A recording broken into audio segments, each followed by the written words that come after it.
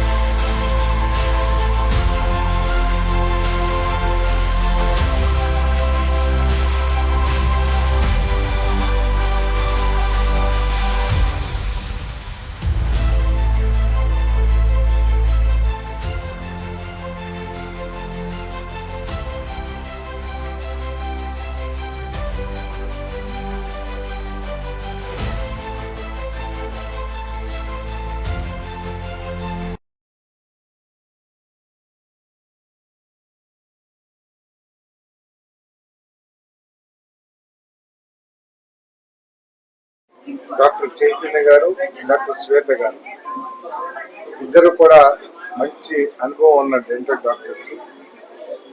ఒకళ్ళు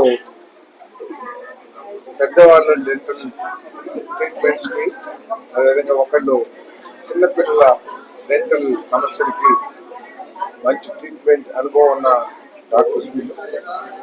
అది ఈరోజు దీంట్లో ఫెసిలిటీస్ కూడా చూస్తే ఏదైతే ట్రీట్మెంట్ కావాల్సిన చైర్స్ ఏదైతే ఉన్నాయో మొత్తం లేటెస్ట్ టెక్నాలజీ, లేటెస్ట్ ట్రీట్మెంట్ చేయడానికి కావాల్సిన వసతులన్నీ ఉన్న ఎక్విప్మెంట్స్ ని ఇన్స్టాల్ చేశారు. అది భవిష్యత్తులో ఈ హాస్పిటల్ బాగా అభివృద్ధి చెందాలి. ఎందుకంటే రాబోయే 5 సంవత్సరాల్లో విజయవాడ రూపురేఖలే మారబోతాం.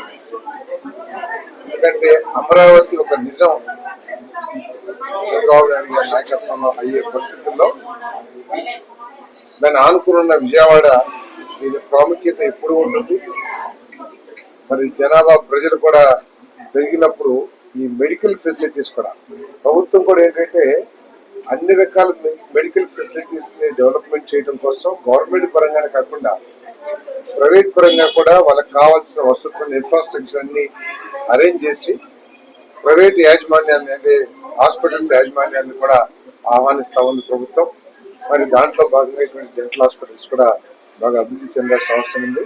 మరి యాజమాన్యానికి నేను ప్రత్యేక అభినందనలు తెలియజేస్తూ భవిష్యత్తులో ఇది మంచి ప్రజలకు సేవ చేయాలని. Thank you for watching the video and please subscribe Virat Media. For more updates, click on the bell icon.